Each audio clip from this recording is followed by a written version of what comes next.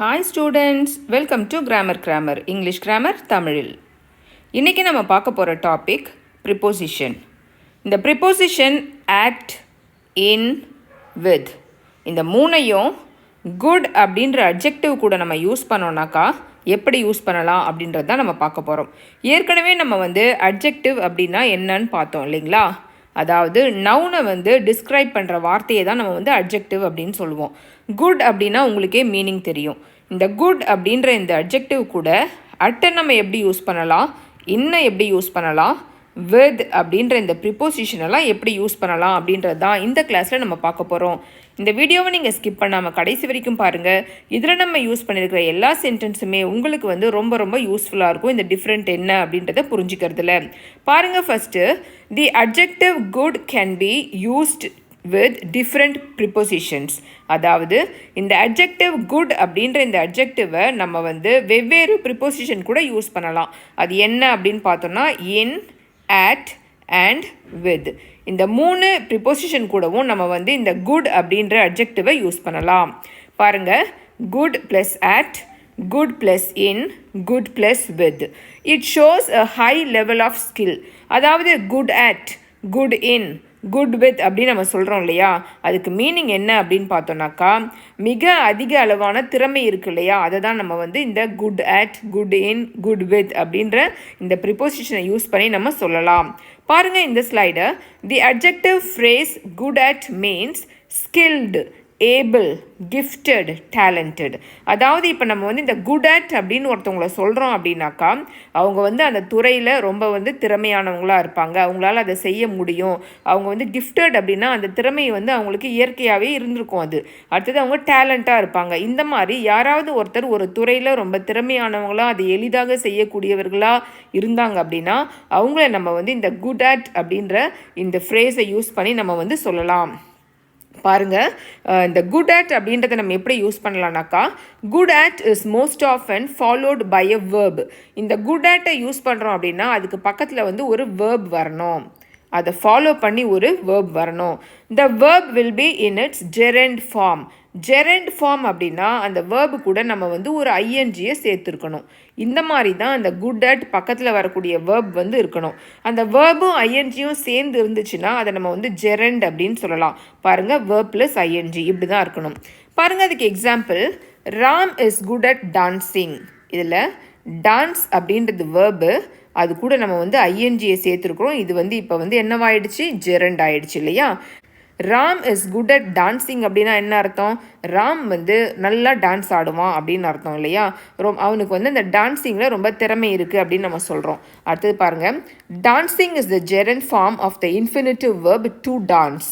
அதாவது to dance அப்படின்ற இந்த இன்ஃபினிட்டிவ் வேர்போடைய ஜெரண்ட் ஃபார்ம் தான் நம்ம டான்ஸிங் அப்படின்னு சொல்கிறோம்.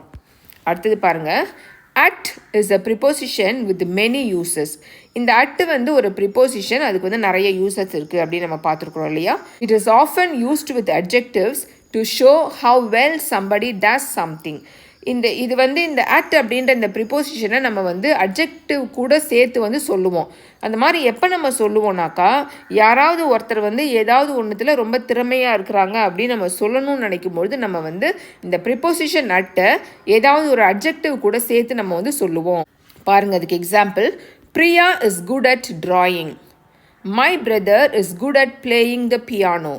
Beena is good at cooking. உங்களுக்கு புரியும்னு நினைக்கிறேன் இல்லையா? இதில் டிராயிங், பிளேயிங் பியானோ, அடுத்தது குக்கிங், இதிலெல்லாம் இவங்க திறமையானவங்களாக இருக்கிறாங்க அப்படின்னு நம்ம சொல்கிறதுக்கு தான் இந்த குட் அட் அப்படின்ற இந்த ஃப்ரேஸை நம்ம யூஸ் பண்ணுறோம். அடுத்து பாருங்கள், when you say good at a sport or good at a subject, the gerund form of the verb is understood. இப்போ நம்ம யாராவது ஒருத்தரை அவங்க குட் அட் ஒரு ஸ்போர்ட்டில் அல்லது ஒரு சப்ஜெக்டில் அவங்க ரொம்ப திறமையானவங்கன்னு சொல்லும்போது நம்ம குட் அட்டை யூஸ் பண்ணுறோம் அப்படின்னா அதில் நம்ம gerund form of the verb understood அதில் இருக்கும். நம்ம அதை சொல்லலைனாலும் அதோடைய அர்த்தம் அதுதான். பாருங்கள், you don't need it to include it. நம்ம அந்த ஜெரண்ட் ஃபார்ம் ஆஃப் த வேர்பை இன்க்ளூட் பண்ணணும் அப்படின்ற அவசியம் இல்லை. அதுலேயே அது புரிஞ்சிக்க வேண்டியது தான், அதில் இருக்கும் அது. பாருங்கள் இந்த சென்டென்ஸை, my brother is really good at hockey. Hockey அப்படின்னு சொல்கிறோம் இல்லையா. My brother is really good at hockey அப்படின்னா என்னுடைய சகோதரர் வந்து ஹாக்கி விளையாடுறதுல ரொம்ப திறமையானவர் அப்படின்னு நம்ம சொல்கிறோம். இதில் வந்து நம்ம அந்த ஜெரண்ட் ஃபார்ம் ஆஃப் த வேர்பையே நம்ம ஆட் பண்ணலை இல்லையா. ஆனால் அடுத்தது பாருங்கள், my brother is really good at playing hockey அப்படின்னு சொல்கிறோம். இப்போ இப்படி நம்ம சொன்னாலே என்ன அர்த்தம்னா என்னுடைய பிரதர் வந்து ஹாக்கி விளையாடுறதுல ரொம்ப திறமையானவர் அப்படின்னு தான் நம்ம சொல்கிறோம். ஆனால் அந்த ஜெரண்ட் ஃபார்மை நம்ம வந்து இதில் சொல்லலை. ரெண்டுத்துக்குமே ஒரே மீனிங் தான். சரியா. அடுத்தது இந்த ஸ்லைட் பாருங்கள். I am good at basketball, I can play any position on the field. அதாவது நான் வந்து பேஸ்கெட் பாலை ரொம்ப நல்லா விளையாடுவேன். அந்த கிரவுண்டில் வந்து எந்த இடத்துல இருந்து என்னை வந்து விளையாட சொன்னாலும் நான் திறமையாக விளையாடுவேன் அப்படின்னு சொல்கிறோம். அடுத்தது I am good at playing basketball. இதுக்கு என்ன அர்த்தம் அப்படின்னாக்கா நான் வந்து பேஸ்கெட் பால் நல்லா விளையாடுவேன் அப்படின்னு அர்த்தம் இல்லையா. பாருங்கள் இந்த சென்டென்ஸை, my sister is good at the piano அப்படின்னு சொல்கிறோம். Good at plus musical instrument is not common in English. அதாவது இங்கிலீஷில் நம்ம பேசும்பொழுது ஒரு மியூசிக்கல் இன்ஸ்ட்ருமெண்ட்டை நல்லா பண்ணுறாங்க, நல்லா வாசிக்கிறாங்க அப்படின்றத நம்ம குட் அட் அப்படின்ற இந்த ஃப்ரேஸை யூஸ் பண்ணி சொல்கிறது காமன் கிடையாது இங்கிலீஷில். இதை நம்ம எப்படி சொல்லணும் அப்படின்னு பார்த்தோன்னா, my sister is good at playing the piano அப்படின்னு சொல்கிறது வந்து கொஞ்சம் பெட்டரான இங்கிலீஷ் அப்படின்னு அர்த்தம். My sister is a good piano player அப்படின்னு சொன்னோம்னாக்கா அது பெஸ்ட்டு.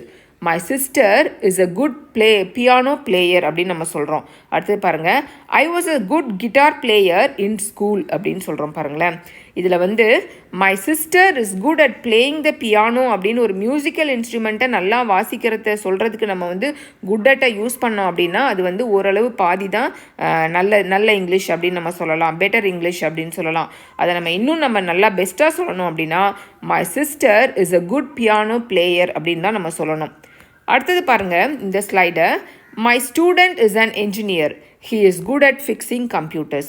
என்னுடைய ஸ்டூடெண்ட் வந்து ஒரு என்ஜினியர், அவன் வந்து கம்ப்யூட்டர் பார்ட்ஸ் எல்லாம் ஃபிக்ஸ் பண்ணுறதுல ஒரு திறமையானவன் அப்படின்னு சொல்கிறோம். இதுக்கு நம்ம வந்து குட் அட் அப்படின்ற ஃப்ரேஸை யூஸ் பண்ணுறோம் இல்லையா. அடுத்தது my grandma is good at making chocolates. என்னுடைய கிராண்ட்மா சாக்லேட் சமைக்கிறதுல ரொம்ப ரொம்ப திறமையானவங்க அப்படின்னு சொல்கிறோம். அடுத்தது my English teacher is good at explaining new grammar. என்னுடைய இங்கிலீஷ் டீச்சர் புது கிராமரை எங்களுக்கு வந்து விளக்குவதில் ரொம்ப ரொம்ப திறமையானவர் அப்படின்னு சொல்கிறோம். ஏதாவது ஒரு விஷயத்தில் ரொம்ப திறமையானவங்களாக ஒருத்தவங்க இருக்கிறாங்க அப்படின்னு சொல்லும்போது நம்ம வந்து இந்த குட் அட் அப்படின்ற இந்த ஃப்ரேஸை வந்து நம்ம யூஸ் பண்ணலாம்.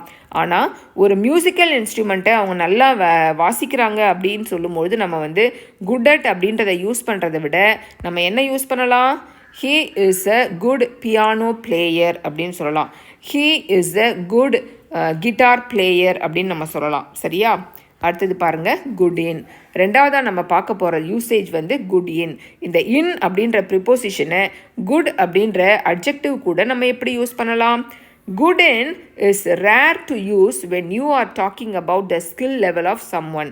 அதாவது யாராவது ஒருத்தருடைய திறமையை வந்து நம்ம பேசும்பொழுது குட் இன் அப்படின்ற ஃப்ரேஸை நம்ம யூஸ் பண்ணி நம்ம பேசுகிறது வந்து ரொம்ப ரொம்ப ரேர், ரொம்ப ரொம்ப குறைவு அப்படின்னு அர்த்தம். She is good in English அப்படின்னு சொல்கிறோம் இல்லையா. அடுத்தது she is good at English அப்படின்னு சொல்கிறோம்.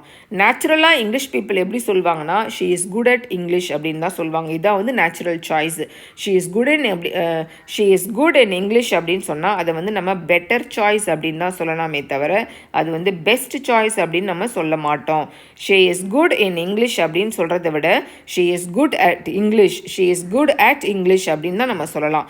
அதாவது ஒருத்தருடைய ஸ்கில்லை வந்து நம்ம அதிகமாக பெருமைப்படுத்தி பேசணும், அதில் அவங்க திறமையானவங்க அப்படின்னு நம்ம சொல்லணுன்னாக்கா குட் அட் அப்படின்ற ஃப்ரேஸ் தான் குட் இன் அப்படின்ற ஃப்ரேஸை விட பெஸ்ட் அப்படின்னு நம்ம சொல்லலாம். அடுத்தது பாருங்கள், குட் வித். இந்த குட் வித் அப்படின்ற இந்த ஃப்ரேஸை நம்ம எப்படி யூஸ் பண்ணலாம். It is use to show the way in which somebody does something. அதாவது யாராவது ஒருத்தர் வந்து ஏதாவது ஒன்றை எப்படி செய்கிறாங்க அப்படின்னு நம்ம சொல்லணும் இல்லையா. அதை சொல்லும்பொழுது நம்ம வந்து குட் வித் அப்படின்றத யூஸ் பண்ணலாம். பாருங்கள், Harish is good with money, Mani is good with people, she is a teacher, she is good with children. என்ன அர்த்தம் அப்படின்னா இவங்க வந்து இந்த ஹரிஷ் அப்படின்றவர் மணியை ஹேண்டில் பண்ணுறதுல ரொம்ப திறமையானவர் அப்படின்னு சொல்லும்பொழுது நம்ம வந்து ஹரிஷ் இஸ் குட் அட் அப்படின்ற சொன்னோன்னா அது வந்து தப்பு. Harish is good with money அப்படின்னு தான் சொல்லணும். அடுத்தது Mani is good with people அப்படின்னு தான் சொல்லணும். அதாவது ஜனங்களை வந்து கையாளுவதில் அவங்களோட சகஜமாக ஒருங்கிணைந்து இருக்கிறதுல மணி வந்து திறமையானவர் அப்படின்னு நம்ம சொல்லணும்னா நம்ம வந்து குட் வித் அப்படின்ற இந்த ஃப்ரேஸை தான் யூஸ் பண்ணணும். இங்கே குட் அட் அப்படின்ற ஃப்ரேஸை நம்ம யூஸ் பண்ணக்கூடாது. இது வந்து தப்பு. அடுத்தது ஷீ இஸ் அ டீச்சர். அவங்க வந்து ஒரு teacher. She is good with children. குழந்தைகளோட ஒன்றி பழகி இருக்கிறதுல அவங்க வந்து திறமையானவங்க அப்படின்னு நம்ம சொல்கிறோம். இப்போ இதுக்கு மீனிங் என்ன அப்படின்னு பார்த்தோன்னா, குட் வித் சில்ட்ரன் அப்படின்னா என்ன அர்த்தம்னா, to get along with children well, அதாவது குழந்தைங்களோட நல்லா அன்பாக பழகக்கூடியவர்கள் அப்படின்னு அர்த்தம். குட் வித் அனிமல்ஸ் அப்படின்னா be comfortable and enjoy being with animals அப்படின்னு அர்த்தம். அதாவது விலங்குகளோட ரொம்ப நல்லா பழகக்கூடியவர்கள் அப்படின்னு நம்ம சொல்லும்போது தான் இந்த குட் வித். இவ்வளோ நேரம் நம்ம வந்து good at, good in, good with இந்த 3 ஃப்ரேஸையும் எப்படியெல்லாம் நம்ம வந்து யூஸ் பண்ணலாம் ஒருத்தவங்களுடைய திறமையை பற்றி நம்ம பேசும்பொழுது அப்படின்னு பார்த்தோம் இல்லையா. இந்த வீடியோ உங்களுக்கு யூஸ்ஃபுல்லாக இருக்கும் அப்படின்னு நினைக்கிறேன். உங்களுக்கு ஹோம்ஒர்க் என்ன அப்படின்னு பார்த்தோன்னா, இந்த 3 ஃப்ரேஸையும் யூஸ் பண்ணி அல்லது அட்லீஸ்ட் 2 ஃப்ரேஸை யூஸ் பண்ணி ஏதாவது 2 சென்டென்ஸை எழுதி நீங்கள் வந்து கமெண்ட்டில் போஸ்ட் பண்ணுங்கள். என்ன ஸ்டூடெண்ட்ஸ், இந்த வீடியோ உங்களுக்கு பிடிச்சிருக்கா? இந்த வீடியோ உங்களுக்கு பிடிச்சிருந்துச்சுன்னா லைக் பண்ணுங்கள், உங்கள் ஃப்ரெண்ட்ஸ்க்கு இதை ஷேர் பண்ணுங்கள். இந்த வீடியோ இன்ஃபர்மேட்டிவாக இருக்குதுன்னு நீங்கள் நினச்சிங்கன்னா நம்ம சேனலை சப்ஸ்கிரைப் பண்ணுங்கள். அப்படியே பக்கத்தில் இருக்க பெல் ஐக்கானை ப்ரெஸ் பண்ணுங்கள். அப்போ தான் நாங்கள் போடுற வீடியோஸ் டெய்லி நோட்டிஃபிகேஷனில் உங்களுக்கு வந்து சேரும். Thank you students.